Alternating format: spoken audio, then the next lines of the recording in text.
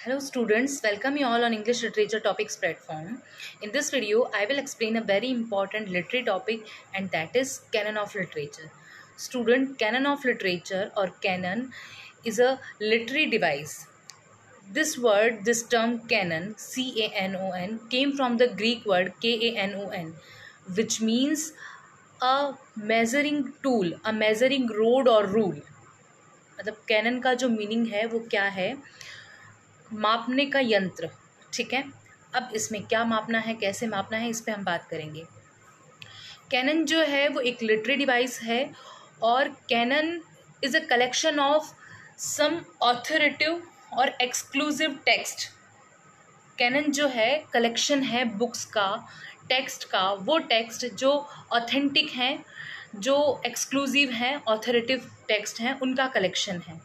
और कैनन जो है वो मोस्ट प्रोबेबली यूरोसेंट्रिक है। अब देखो, इसमें कुछ अच्छी बातें हैं, कुछ बुरी बातें हैं कैनन में। कैसे?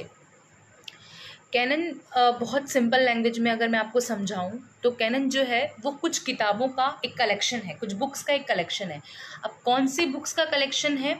देखो, ऐसा होता है कि कैनन जो है, कैनन में कौन कौन सी किताबें आएगी, इसके लिए कोई ऐसा नहीं है कि कोई स्पेसिफिक लोग चूज़ किए गए हैं वही इसको चूज़ करेंगे। हम जो रीडर्स हैं, हम कोई भी बुक को पढ़ के ये आइडिया लगाते हैं that this book is good और not, this book is essential और नॉट। मतलब हमें रीडर को जो है पता चलता है बुक को पढ़ के, कुछ हम अपनी तरफ से उसका इंटरप्रिटेशन करते हैं। और कुछ ऐसा कोई ग्रुप होता है जिसको हम एक लिटरेरी ग्रुप बोल सकते हैं, जो इन्हीं चीज़ों पे ध्यान देता है कि कौन सी बुक आई है, उस बुक में क्या है, उस बुक में कैसी सेटिंग रखी गई है, उस बुक में कैसा जो है एक एरा दिखाया गया है। सो ये लोग ही डिसाइड करते हैं कि कैनन में कौन सी बुक आएगी, कौन सी नहीं आएगी। देखो, ये जो कैनन है ये स्टार्ट कैसे हुआ? जब ये एक तरह से आप बोल सकते हो कि एक रिलीजियस तरीके से स्टार्ट हुआ। इसमें रिलीजियस बुक्स आने लगी, लाइक बाइबल। सो बाइबल जो है वो कैनन में रखी गई, वो भी ऑथेंटिक बाइबल रखी गई कैनन में। ठीक है, जिसको चर्च की तरफ से अथॉरिटी थी, वो बाइबल जो है कैनन में रखी गई। उसके अलावा कुछ ऐसे बुक्स होती है जिनके ऑथर्स जो होते हैं हमें पता नहीं होते, जिनके ऑथर का नाम हमें नहीं पता होता, एनोनिमस ऑथर होते हैं उनमें। तो वो जो बुक्स होती हैं वो कैनन की लिस्ट में नहीं आती हैं। ठीक है, जिनके चाहे वो बुक कितनी भी अच्छी हो, पर हम उसको किस में नहीं लेंगे, कैनन की लिस्ट में नहीं लेंगे।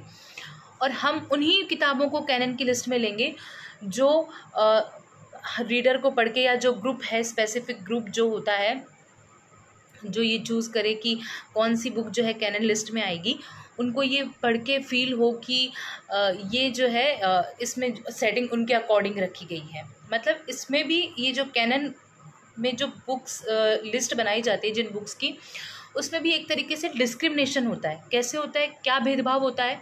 देखो, ये एक तरह से यूरोसेंट्रिक है। मतलब इसमें क्या हुआ कि सबसे पहले जो इंग्लिश मैन थे, जो वाइट मैन थे, उन्हीं की बुक्स को इम्पोर्टेंस दिया गया।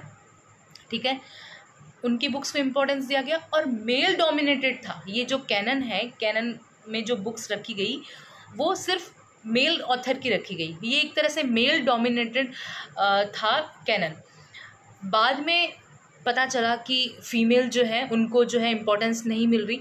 फ़ीमेल जो स्यूडोनोम रखती थी वो इसीलिए रखती थी ताकि उनकी जो राइटिंग है उनको भी आइडेंटिफिकेशन मिले। ठीक है, बहुत सारी ऐसी फ़ीमेल राइटर्स हैं, फ़ीमेल ऑथर्स हैं, जिन्होंने अपना जो है पेन नेम जो है वो मेल पे रखा है। क्यों रखा है? ताकि उनकी राइटिंग को आइडेंटिफिकेशन मिले। जैसे Mary Ann Evans, George Eliot ने रखा।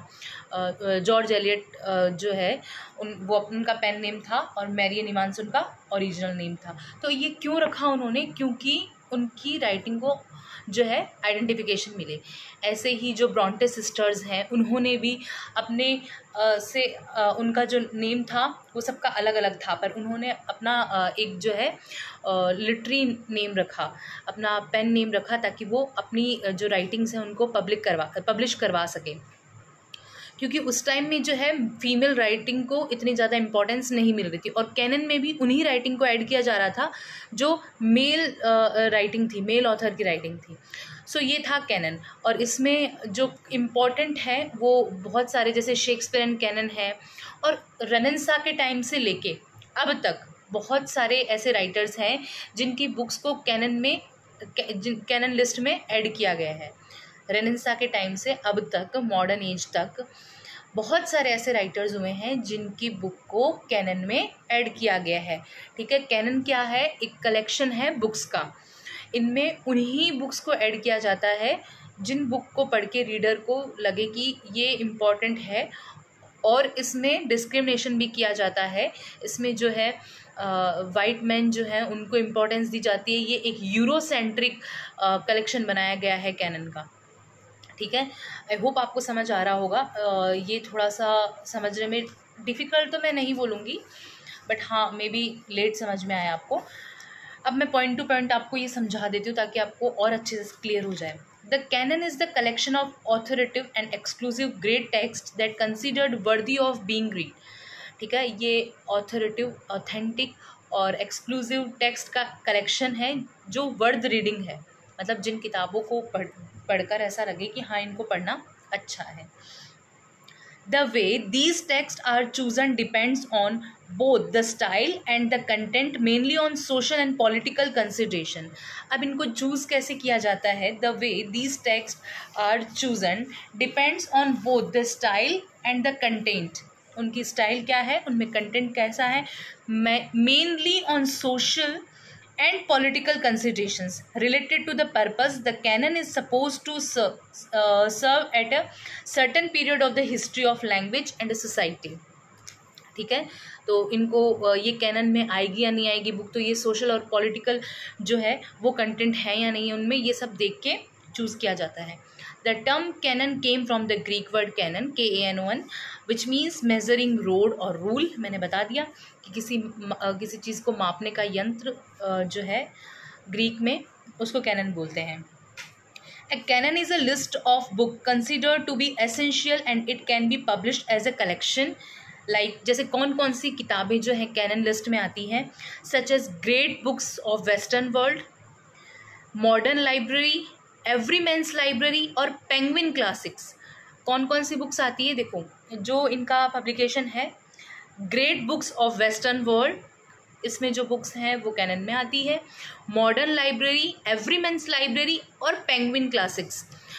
One of the main objection to a canon of literature is the question of authority, who should have the power to determine what works are worth reading. So a classical is a book or any other work of art accepted as being exemplary or noteworthy.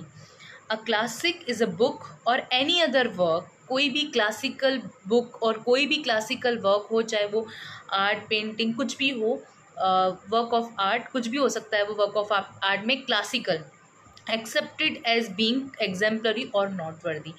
Western canon defines the best of Western culture. देखो, western cannon जो था उसने define किया best of western culture, उसने western culture को अच्छे से define किया वेस्टर्न कैनन ने। ठीक है, it can be applied to works of literature, music, art etcetera, है ना। ये किस पे अप्लाई होता है? Works of literature, music, art, किसी भी way. From all tradition such as Chinese classic और वेदास, इसमें सब आते हैं जो क्लासिकल, जो आप बोल सकते हो कि लिटरेचर है, उसमें चाइनीज़ क्लासिक और वेदास सब आते हैं। सो ये, और वेस्टर्न कैनन में सबसे ज़्यादा वेस्टर्न जो है कल्चर उसको दिखाया गया। In literature the term canon is use to distinguish between the original work of a writer created certain character and or settings and the later works of other writers who took up the same character or setting. देखो क्या हुआ literature में, in literature the term canon is use to distinguish between the original work of a writer. देखो suppose जो है Homer जो है, उन्होंने जो राइटिंग लिखी, ठीक है, लाइक ओडिसी थी, होमर की ओडिसी। अब होमर की ओडिसी पे बहुत सारे बाद में ऐसे राइटर्स आए कि उन्होंने होमर की ओडिसी से सेटिंग ली, कैरेक्टर्स लिए और अपनी बुक में रखे। ठीक है, तो वो भी क्या है, कैनन लिस्ट में आती है। तो the in literature the term canon is used to distinguish between the original work of a literature whose certain character and or settings and the later works of other writers who took up the same character or setting। ठीक है, बहुत सारे ऐसे जो है author हुए हैं जिन्होंने क्लासिक लिटरेचर को उठाया है। जैसे सपोज नियो क्लासिकल एज देख लो आप, नियो क्लासिकल एज में क्या हुआ था, नियो क्लासिकल एज इसीलिए तो उसको नियो क्लासिकल एज बोला गया क्योंकि उन्होंने रोमन और ग्रीक लिटरेचर को क्या किया था, नए तरीके से जो है मॉडिफाई करके लिखा था रोमन और ग्रीक लिटरेचर को, इसीलिए नियो क्लासिकल एज आया। इसीलिए जो नियो क्लासिकल एज के जो राइटर्स थे उन्होंने क्लासिकल जो लिटरेचर है उसको न्यू बनाया, इसीलिए उनको नियो क्लासिकल बोला गया। तो ये जो नियो क्लासिकल एज के जो राइटर्स हैं या कोई भी ऑथर जो क्लासिकल से कोई लिटरेचर उठाता है और उसकी सेटिंग और कैरेक्टर अपने वर्क में लाता है, दैट मीन्स वो कैनन लिटरेचर की लिस्ट में है। All literary works that are based on Eurocentric ideas were included in the canon. All literary works, जो भी लिटरेरी वर्क्स हैं, सारे literary work that are based on Eurocentric, जो Eurocentric है, मैंने बताया था आपको कि ये जो कैनन है वो यूरोसेंट्रिक है। Eurocentric ideas were included in the canon, जो भी वर्क यूरोसेंट्रिक आइडियाज़ पे बेस्ड है वो कैनन लिस्ट में ऐड है। एक कैनन का अपोजिशन होता है, एक अपोजिट वर्ड है कैनन के साथ, अप्रोक्रेफा। एप्रोक्रेफा APOCRYPHA, एपोक्रेफा। एपोक्रेफा जो है उसका मतलब क्या है, apocrypha which means written works having anonymous author. मैंने आपको बताया था कि ऐसे बहुत सारे जो है राइटिंग्स, ऐसी बहुत सारी राइटिंग है जिनके ऑथर्स के बारे में हमें नहीं पता, तो वो जो है कैनन लिस्ट में नहीं आएंगे। ऐसे बहुत अच्छी बुक्स हैं जो एसेंशियल है, जो अच्छी है, पर उनके ऑथर के बारे में हमें नहीं पता। Return works having anonymous author, जो जिसका मतलब क्या है, एपोक्रिफा, वो एपोक्रिफा की लिस्ट में आते हैं। ऐसे वर्क्स जिनके ऑथर्स के बारे में कोई आइडिया नहीं है, ऑथर्स की आइडेंटिफिकेशन नहीं है, ऐसे वर्क्स कैनन लिस्ट में नहीं आते। ऐसे वर्क्स किस में आते हैं, एपोक्रिफा में आते हैं। The term canon is also confuse with homonym. Confuse है होमोनिम से, जिस आपको कन्फ्यूज़ नहीं होना है क्योंकि हमारा जो टर्म है CANON है। हमारा जो टर्म है कैनन ऑफ लिटरेचर, CANON है इसका स्पेलिंग। और कई बार कन्फ्यूज़न किसके साथ हो जाता है, दूसरा वर्ड जो इसका होमोनिम है उसके साथ, जिसकी स्पेलिंग है CANNON, CANNON। उसका मतलब क्या होता है, a literary weapon, a military weapon. उसका मतलब होता है अ मिलिट्री वेपन। उसके साथ कई बार ये वर्ड कंफ्यूज आ जाता है, कैनन। कैनन जो हमारा टर्म है और CANNON मतलब एक military weapon. Okay, in 1994 literary critic Harold Bloom published the western canon. Harold Bloom जो है उन्होंने पब्लिश की थी western canon, in which he names 26 immortal author. उन्होंने 26 इमोर्टल ऑथर को जो है उसमें दिखाया है। ठीक है, हरोल्ड ब्लूम जो है उन्होंने 1994 में द वेस्टर्न कैनन जो बुक है वो पब्लिश करी। उसमें उन्होंने 26 इमोर्टल ऑथर को दिखाया, ऐसे ऑथर जो इमोर्टल हैं, जो अमर हैं। जैसे देख लो शेक्सपियर, होमर, एरिस्टोटल, सॉक्रेट्स, ये सारे क्लासिकल जो हैं और ये इमॉर्टल हैं, ये हमेशा हमारे साथ रहेंगे। ठीक है, ये था कैनन ऑफ लिटरेचर। अब उसके अलावा as such canon of literature में बताने जैसा कुछ भी इम्पॉर्टेंट मुझे नहीं लग रहा है। हो सकता है बहुत चीज़ें इम्पॉर्टेंट हो बट मैं नहीं बता पाई हूँ।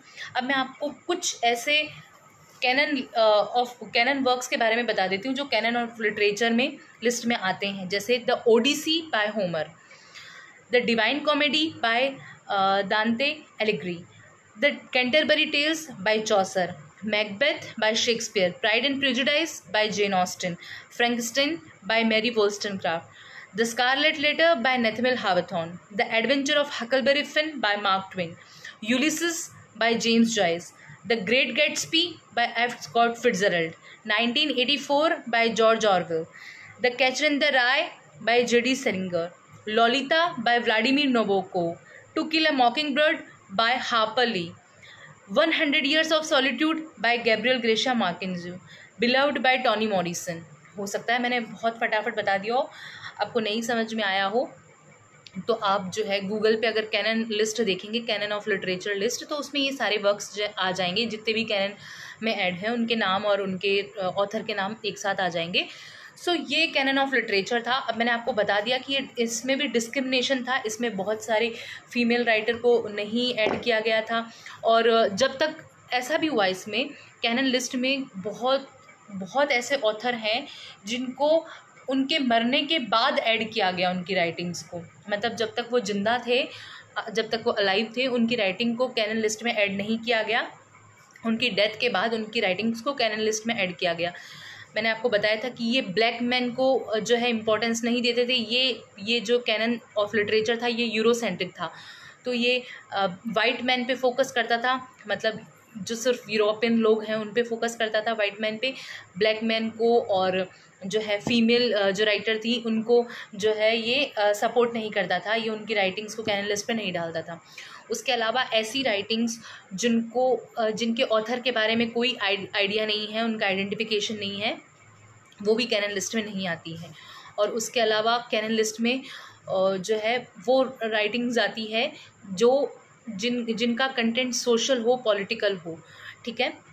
सो ये कैनन ऑफ लिटरेचर था। मैंने ट्राई किया कि मैं अच्छे से आपको समझा पाऊँ, बट आई डोंट नो मैं समझा पाई या नहीं, बट अगर आपको समझ आ गया हो तो आप वीडियो को शेयर करें, लाइक करें, चैनल को सब्सक्राइब करें, और अगर नहीं समझ आया हो तो आप मेरे वीडियो के अलावा और भी अदर वीडियोस देखें, और जो glossary of English literature by M H. Abraham वो पढ़ लें एक बार, तो मे बी आपको और अच्छे से समझ आ जाए। गूगल पे देख सकते हैं आप, विकिपीडिया भी पढ़ सकते हैं, तो जहाँ से भी पढ़ना है आप पढ़िएगा ज़रूर, क्योंकि आपके पास सोर्सेज हैं, और बाकी कहीं से कुछ समझ आता है। मुझे इतना पता है कि ये वीडियो देखना भी आपके लिए ऐसा नहीं है कि वर्थफुल नहीं रहा होगा, इसमें से भी आपको कुछ समझ में आया होगा, आई एम श्योर। तो इसके अलावा अगर और भी आपको डेप्थ में जानना है तो और आप अपने तरीके से, अपने सोर्सेज से आप जो है कैनन ऑफ लिटरेचर के बारे में पढ़ सकते हैं। So thank you.